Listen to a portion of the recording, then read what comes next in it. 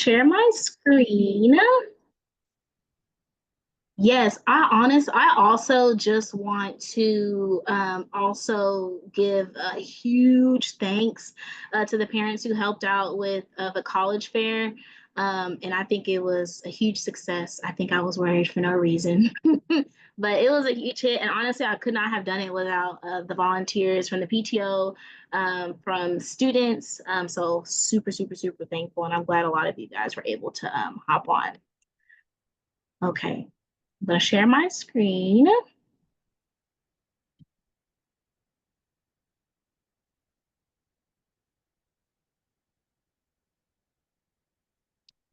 Alrighty, so today we're going to be talking about financial aid, which can kind of be a little overwhelming.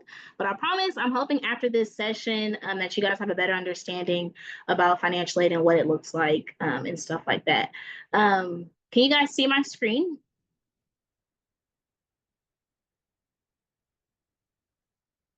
Okay, awesome. So we're going to be talking about the cost of a higher education. So I think it's helpful to kind of go over how much college cost and then lead with a lot of the applications, not a lot of the applications, but the kind of the forms your students are going to be filling out to apply for financial aid. So just to start off, some things we're going to talk about. We're going to talk about a lot of the costs associated to going to school. And then we're also going to talk about ways that students could potentially alleviate these costs and then the different applications that students can fill out for financial aid. So first, we're going to talk about cost of attendance, and then we'll talk about what exactly is financial aid, like what is that composed of. We'll talk about 3 different financial aid applications, and then we're also going to talk about some scholarships that students can fill out as well. So I just want to lead with, so in the state of Texas, it is a graduation requirement for students to complete a financial aid application. I tell students, this is not, an HISD thing, but this is a state of Texas thing. And so it is a graduation requirement, and there's 2 ways that you can satisfy this graduation requirement. So either one, you complete the financial aid application, whether that is the FAFSA or the TASFA, and then 2, if you are not wanting to complete the financial aid, you can submit an opt-out form and the students can get that form from their counselor.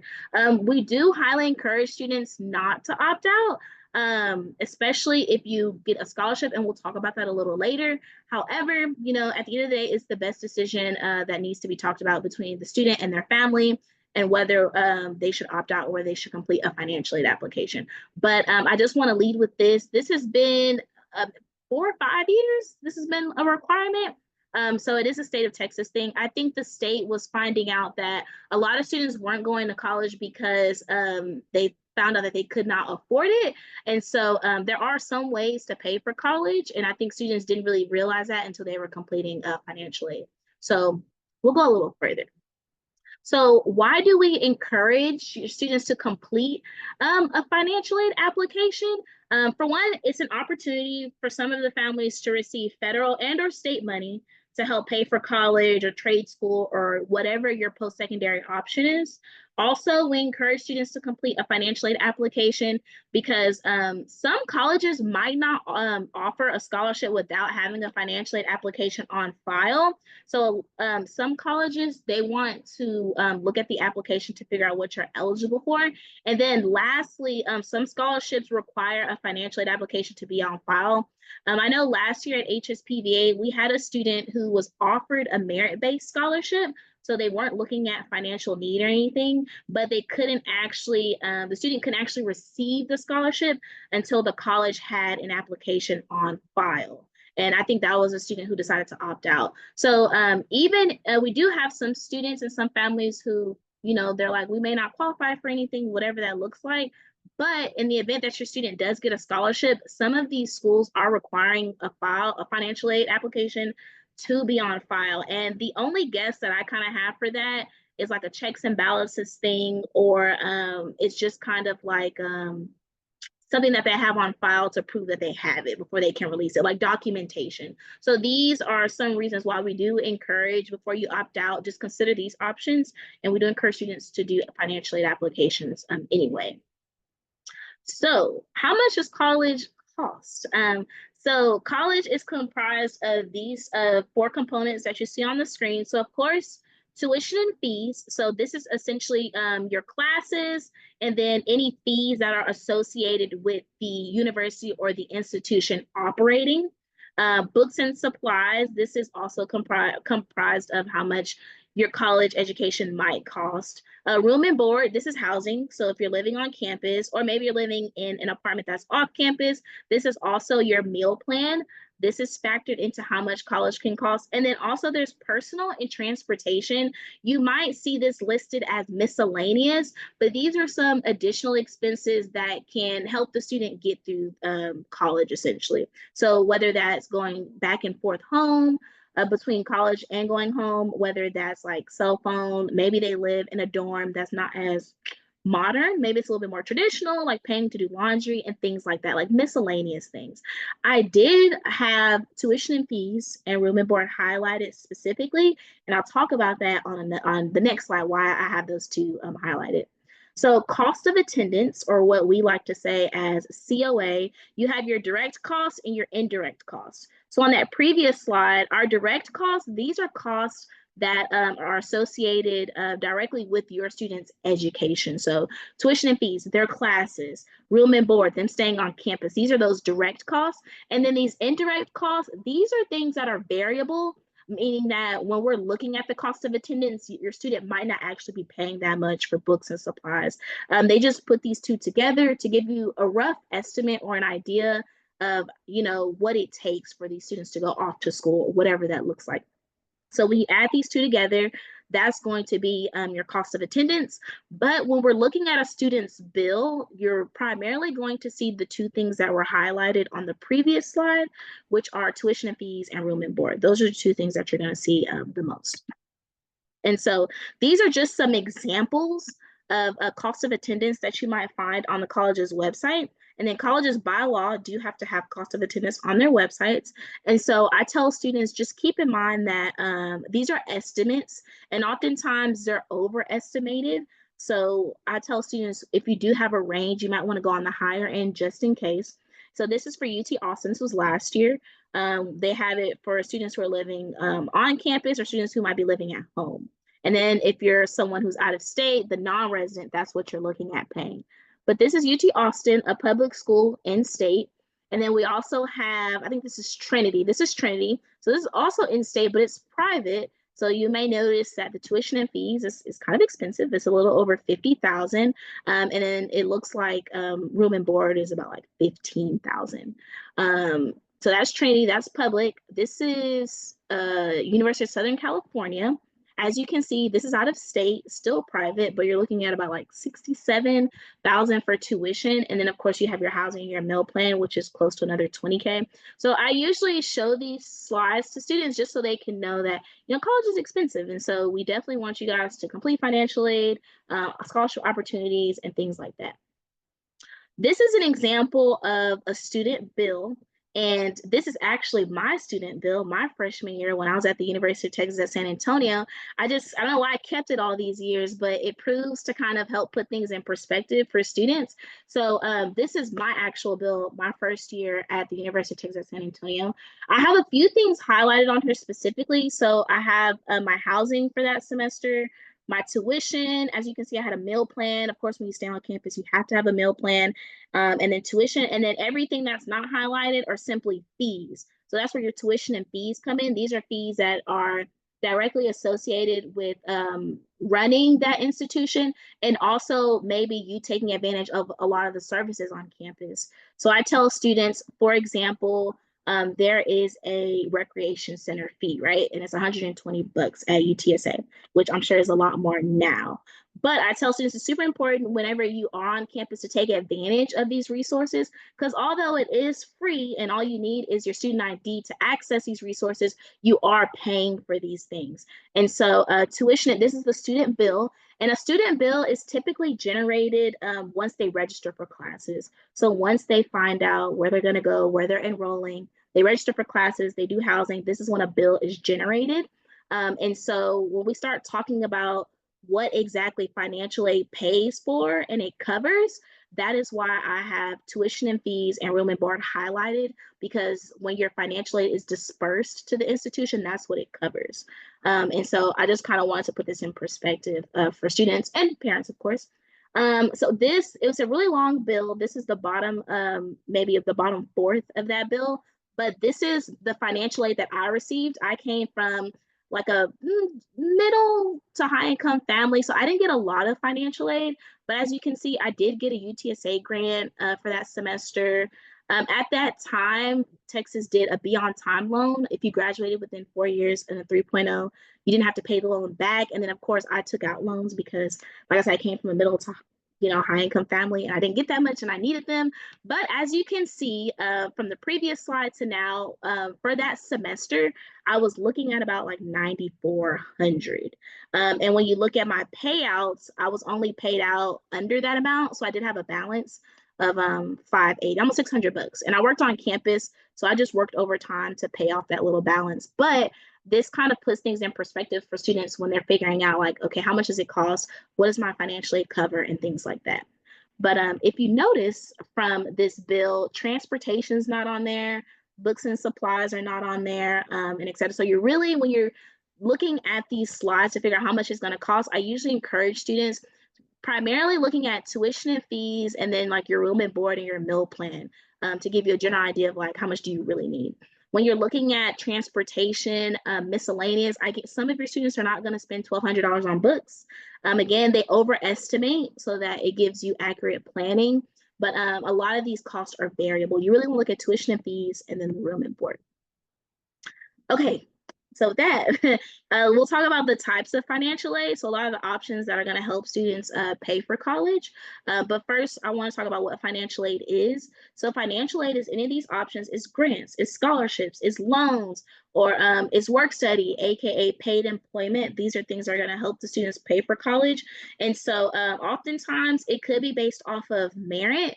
So your student's academic profile, GPA, test scores, things like that, or it could be based off of need. And some students, it's also a combination of both.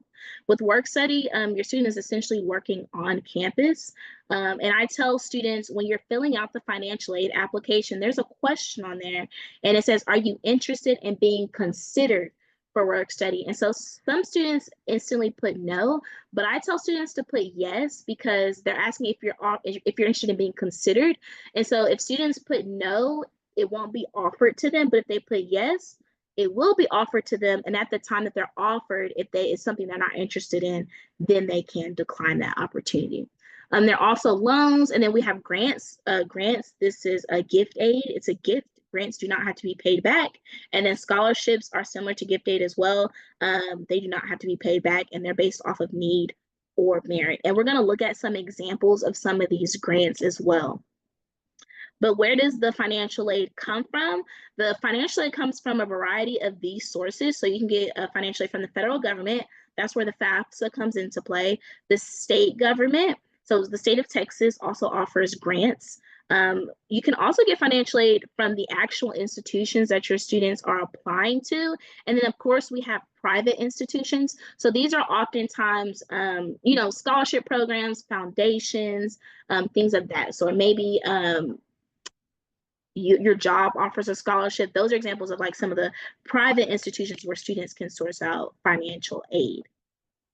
And so applying for financial aid, I'm going to go into each of the options and which one is going to be the best fit for your student, and then also which of these applications covers what portion of financial aid.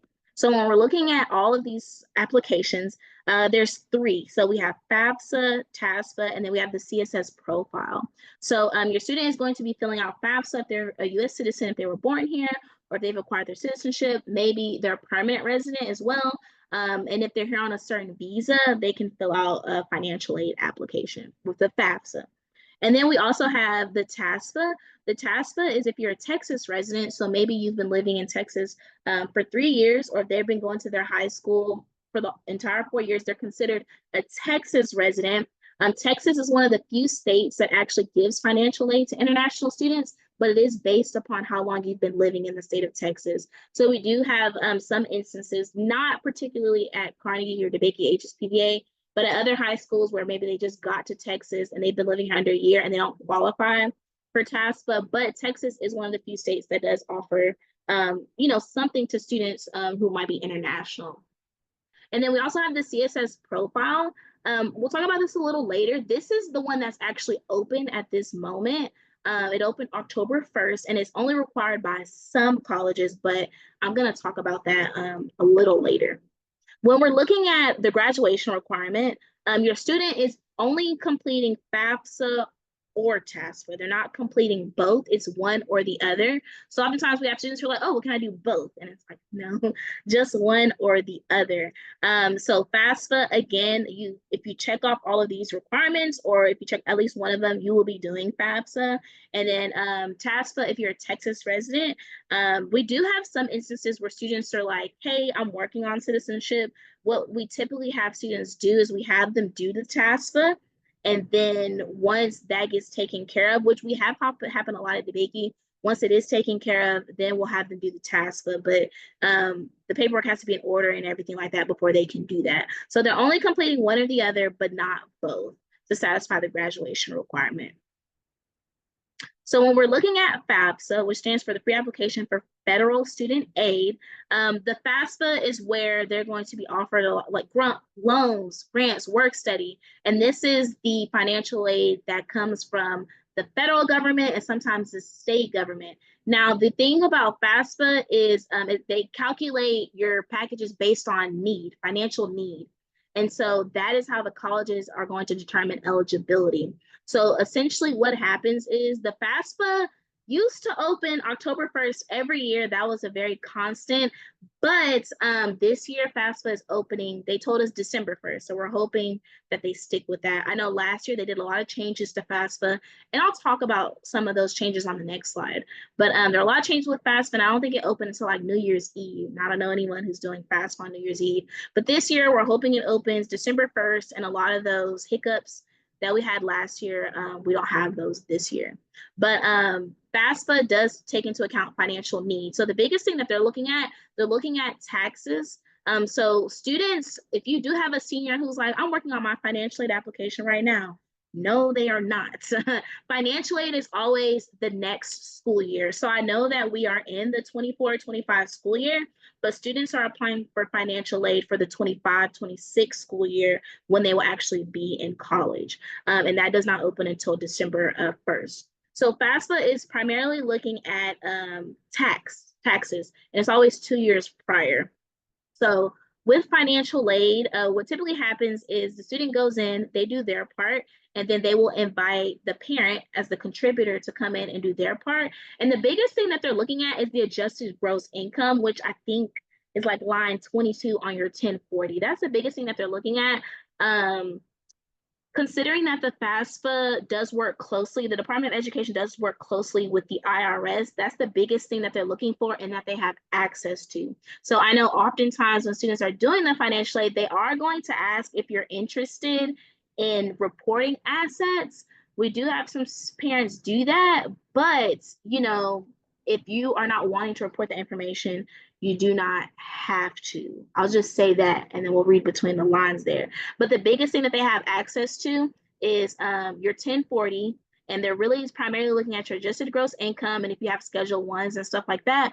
But as far as, assets, they do ask if you have a certain amount of money in bank accounts. That's not information that you necessarily have to report. The biggest thing is that whenever the student's FAFSA links with the IRS, everything just needs to match up for the most part. So we do have students, special circumstances, who are like, maybe 2 years ago, your parents filed married joint, but maybe now they're divorced. That's a special circumstance, and we'll have to work directly with the financial aid office at that school to figure out what's the best way to file that application. But typically what happens is the student does their financial aid application. They can list up to 20 schools. They submit. Once they press submit, the financial aid application goes to those colleges, and then the financial aid offices look at the information and they determine what can be offered and things like that. That's typically how that works. Some of the grants that students might be offered, Pell Grant is one of the more popular ones. There is the SCOG grant, and then we start getting into the Texas grants. Those are some of the grants that some students might see on their packages if they qualify for those. And then, of course, loans are offered to everybody regardless of need. So you might see subsidized and unsubsidized loans. Unsubsidized loans, we use the term like uncool, unsubsidized, because if you do decide to take that loan out, you're accruing in the student accrues interest while they're in school. With subsidized, they're not accruing interest until 6 months after they graduate college or leave school. But I will say with the unsubsidized loans, it's usually not a lot of interest being accrued. It's very, very, very minimal. But that is what the FAFSA looks like.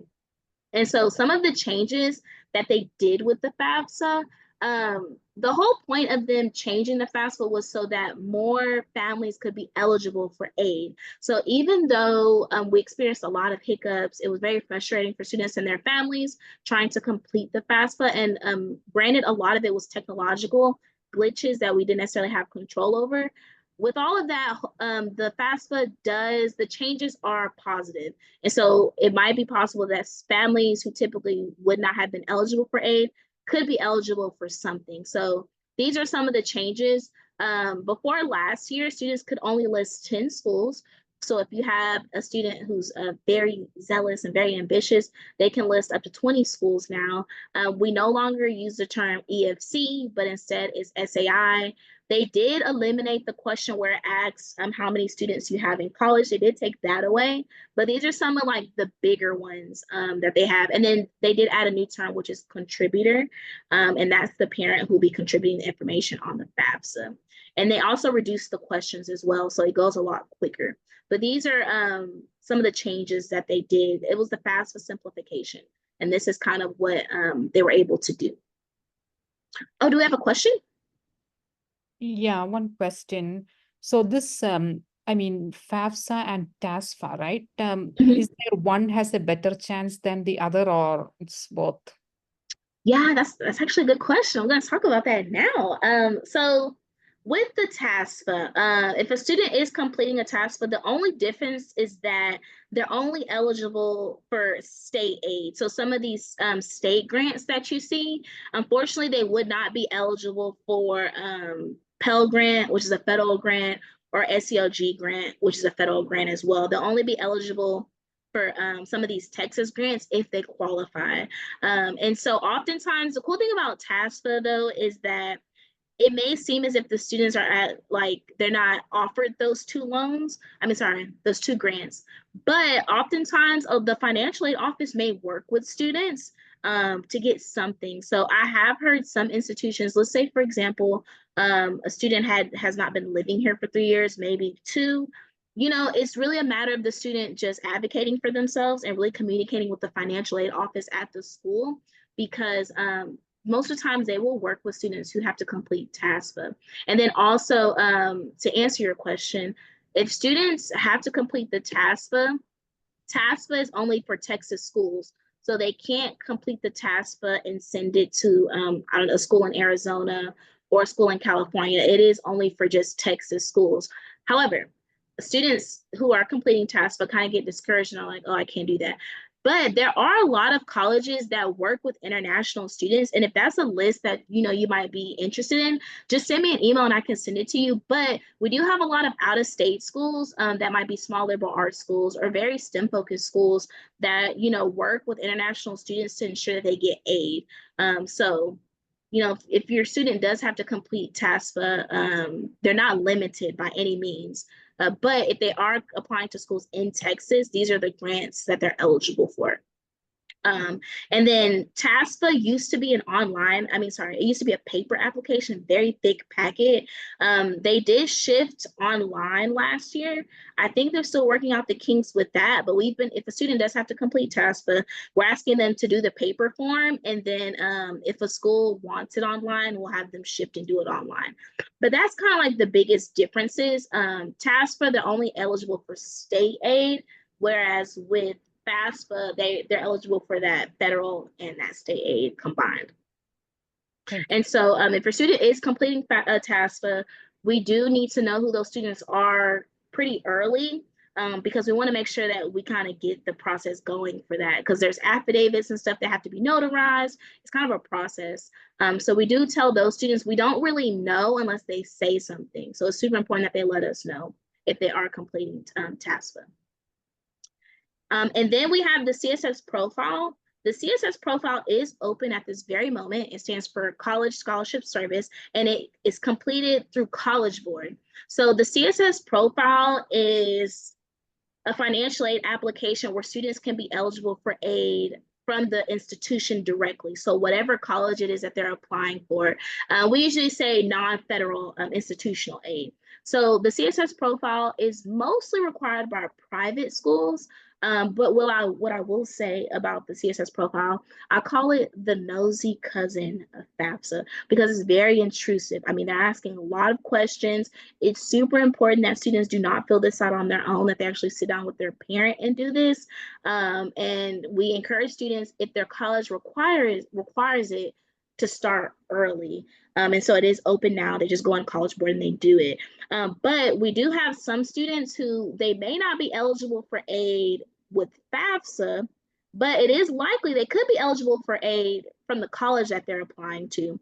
I think students have to keep in mind that a lot of these private schools have like large endowments. And so sometimes they may not look at income how FAFSA looks at income. So I tell students, now it is likely you can do FAFSA and CSS profile, or you could do TASFA and CSS profile, but you can't do like all three of them. So on the next slide, I'm actually going to go there now. All students have to do is they just have to go to College Board and they have to look at the list of colleges. And then, you know, if their college does require it, then they do need to do the CSS profile. And the sooner they do it, the better, because depending on the school that's requiring the CSS profile, sometimes there's additional steps that has to happen. And so moving to the next slide, the info that they're looking for, I mean, they want to know, do you have rental properties? They want to know assets. I mean, it's a lot of info that they want to know, and it's very intrusive. But what I will say is that the CSS profile does take into account some special circumstances. And so I know we had one student, they applied ED to Boston. They did the net price calculator, and they were like, if I get into this school, I think this is a number that my family can work with. And so when she got her ED2 decision and she got her package, they were expecting her to contribute more than what they said previously. And so we were able to do a special circumstance, or what we also call an appeal. And so if your student does get their financial aid package and they don't necessarily agree with it, I tell students you can do an appeal. So you can kind of sit down with the financial aid office and figure out, hey, is there any way that we can get a little bit more money? I just tell students, usually they want to know a reason why, and you just have to be able to back that up. And so I think with this student, what they found was, I think the parent took money out of the 401k, which is taxable income. And so they were able to work with that student, and she got a little bit more money, which is always great. But what I will say, there are some financial aid offices that aren't as flexible. And so it's just super important, if your school does require this, to start early, because oftentimes there's a lot of, you know, back and forth and riffraff, like, hey, we never got this document, can you upload it? And the student uploads it. It's a processing time of like a few weeks and things like that. So if your school does require the CSS profile, start it early, and students don't do it alone. Definitely sit down with your parent and do it, and just stay on top of it, because sometimes this can cause delays when their packages come out in the spring. And then just some of the differences between FAFSA and the CSS profile. So if you're doing the FAFSA, this is to be eligible for aid at the federal and the state level, and the institutional level as well. And then the CSS profile is just strictly at the school level. So whatever endowments or scholarship programs that the school has, they're looking at the CSS profile to see what they can offer you. The CSS profile, the FAFSA is free, but not so much the CSS profile. I think it's like $16. Another thing about the CSS profile is that we do have instances where, for example, if a student is living with one parent, the other parent, it might be absent or not as involved. And so some schools, FAFSA may not ask about that, but CSS profile might ask, because considering that these schools have, you know, pretty large endowments, they're giving pretty big scholarships, they're going to be doing their due diligence and ensuring that, you know, you're reporting everything accurately, if that makes sense. So the non-custodial parents sometimes can be a hassle for some students. They're also asking information about your home. If you have a car, like, is it financed? How much money do you have left to pay on it? Like, there is very intrusive, the CSS profile, whereas the FAFSA is just looking at like adjusted gross income from your taxes and stuff like that. But these are some key differences between the two applications. And then if a student's college requires a CSS profile and you don't do it, it is likely like that there could be some money left on the table as well. And so we're coming to a close, but it's super important that students are applying for scholarships. I just sent out the hot scholarships list that our department compiles every month, and it's usually given 2 months in advance. So considering we just started October, we sent out the list for October and November. So that gives students, you know, ample time. If there's a scholarship that they qualify for, that they're interested in, it gives them some time to complete that opportunity. But scholarships are centered around all of these things. Sometimes we do have some organizations like in the community of our campus that might reach out and say like, hey, we have a scholarship opportunity that we want to give to students. Can you just, you know, disseminate the information, and we'll do that. But I think a lot of students also don't take advantage of a lot of the scholarship opportunities that I'm going to go through now. So for example, if your student is applying to UT, to be considered for specific scholarships at UT, which is the institutional level, they just don't require the CSS profile. When students submit their application to UT and they get access to their My Status portal, there is something in there that says scholarship interest form. And so if students want to be considered for scholarships at UT, then they have to fill this form out to be considered for those. So it's just super important that students are checking their portals daily, because some of them do have something like this embedded in there. And then this is just another example, like UTSA has a scholarship hub, but students cannot access this until they've already been admitted into the institution. So again, just ensuring that they check their portals, checking their portals and just applying for scholarships at the institutional level as well. Same thing with Texas Tech. Texas Tech doesn't necessarily have a separate scholarship application, but they consider students for scholarship with their application for admissions. So if your school, for example, I'm going to go to the next one. So like A&M, for example, there are certain short answer responses in Common App in their application where based on their responses, they're using that to consider students for scholarships. So it's just super important that they're like really putting the time and the effort into their admissions application, because sometimes that's the application for scholarships as well.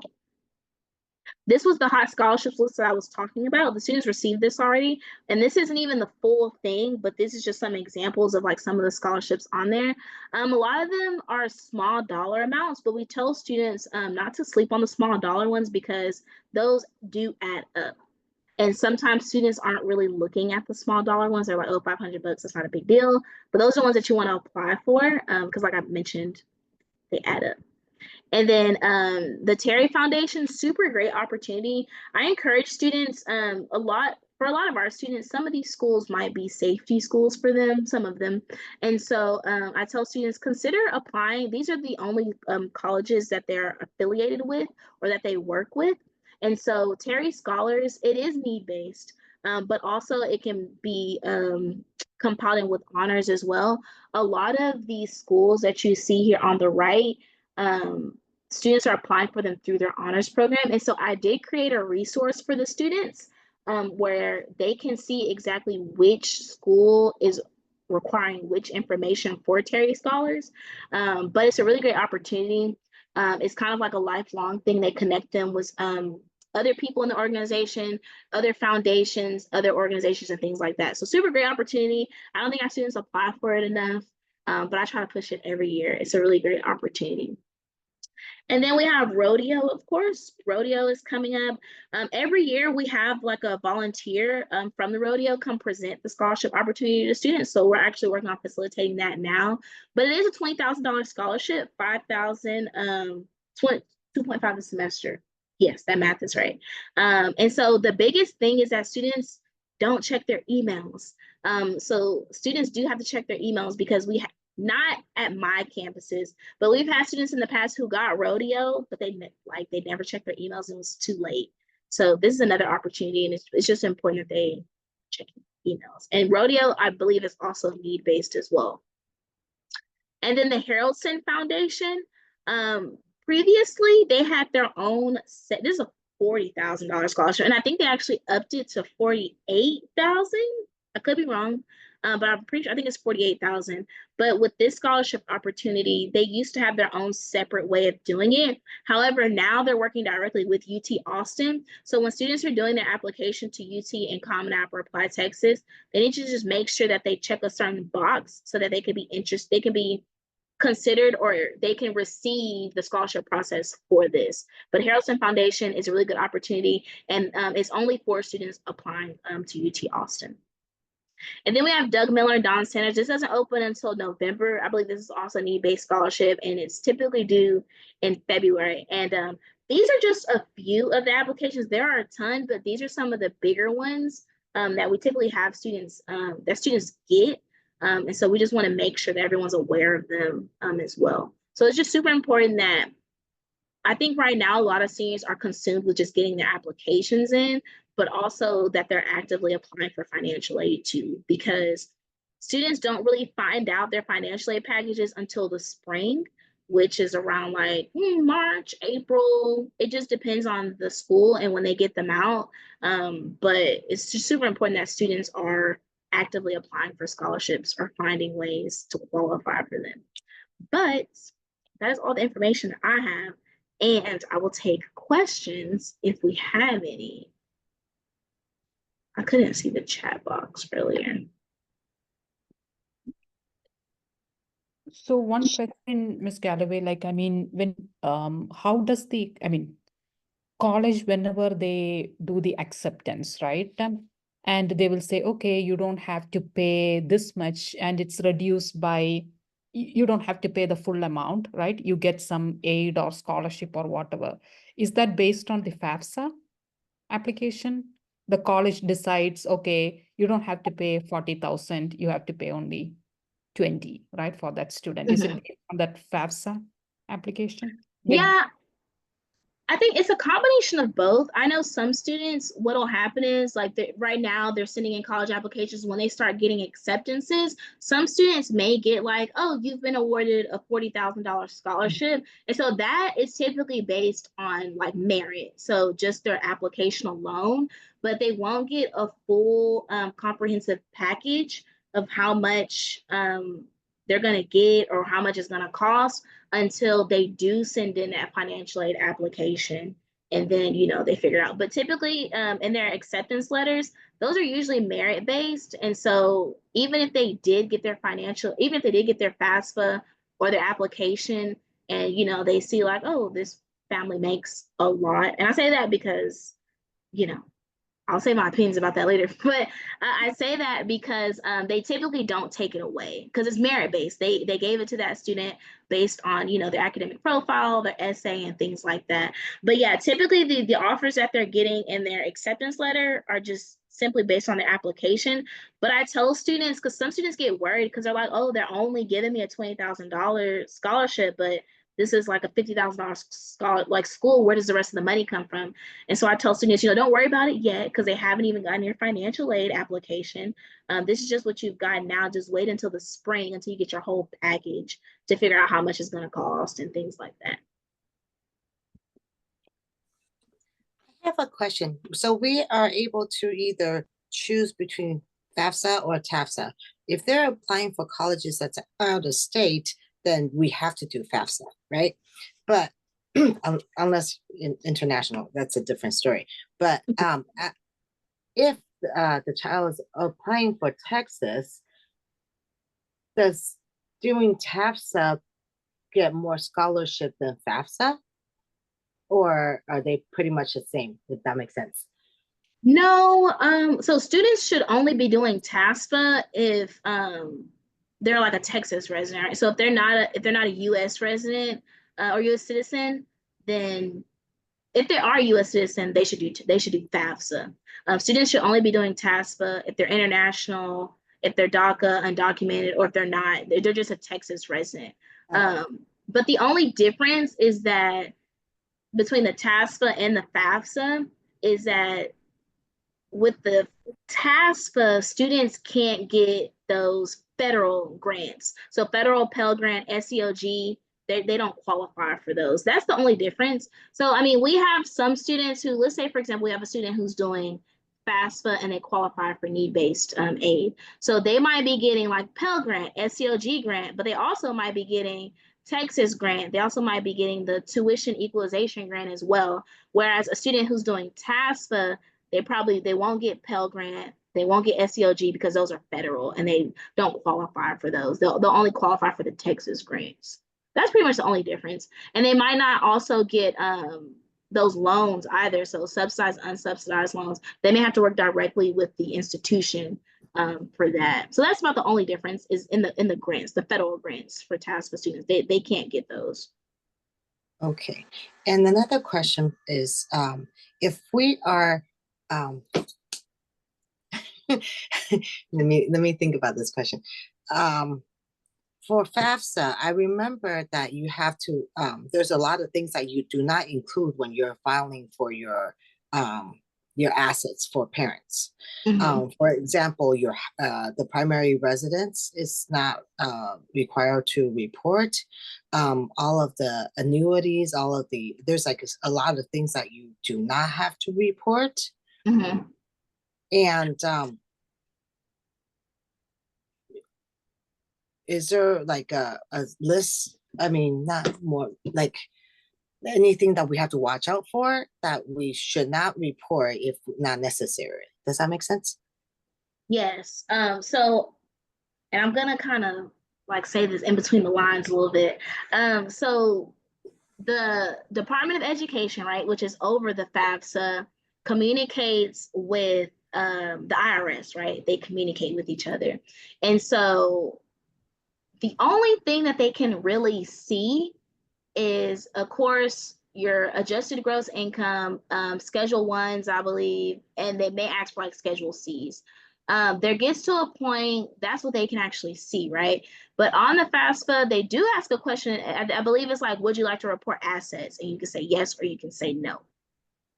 So if you say no, they're not necessarily going to, it doesn't like lessen your chances or anything. But what I will say is the more that you share, the more information that they have to determine what you're eligible for. Does that kind of make sense? A little bit? So now we report assets.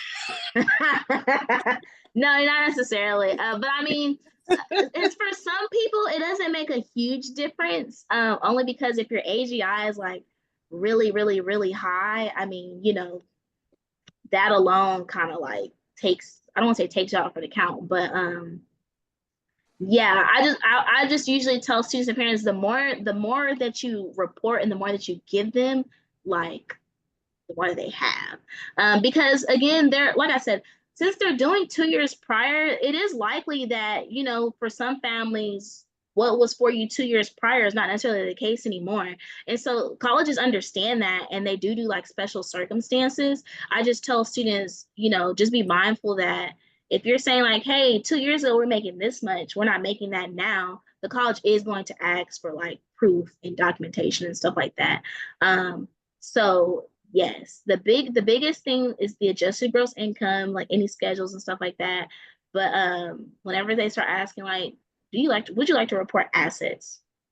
You don't necessarily have to do that part. And then also there's another section, and it could have changed because, like I said, they eliminated a lot of questions from the FAFSA. There was a question that asks like, you know, how much money like you had in certain bank accounts. I mean, they don't have access to view that information. So if you put 0, they're not going to ask you to prove it. You know, that's a little too intrusive. So there are some things that another question of mine, because I've heard about that, and I'm like, well, what date? I mean, it changes. Your bank account number could change every day. So, and when is a good, like, I guess when you report the day, does it make any difference? Does that, if that makes sense? You know, it could. And that could be a question that they got rid of, but I just know for years that was a question. Them asking like, do you have a checking account? Do you have a savings account? And like, what amounts are in those? I mean, you could put 0, and I mean, they're not gonna, there's just some things that, Big Brother does not need to know, or, especially with FAFSA. And so now it's like more clear. And I want to thank you. And I also want to thank Mary for having all this series of college readiness for all the parents, because we're all in this together. Mhm. And we really appreciate everything that you do for us too. Yeah. Oh, thanks. I appreciate you guys having this. I know like this information is valuable to you guys just as much as it's valuable to the students. And I don't want you guys to feel overwhelmed about FAFSA. Usually we have financial aid workshops when it opens, so be on the lookout for that. We'll have some stuff like after school for parents to come and like for us to work through it and stuff like that. But wow, this is the last one already. Yeah. Move on so fast. Yeah. Yeah. So we're having more clear picture of how to go forward. we're all like blinded in the beginning, but now it's more clear. Thank you for Yeah. everything. No Yeah. problem. Thank you guys. Thank you. All right. Thank you all. Have a great night. Y'all too. Thank you, Yeah. everybody. Bye. Bye-bye.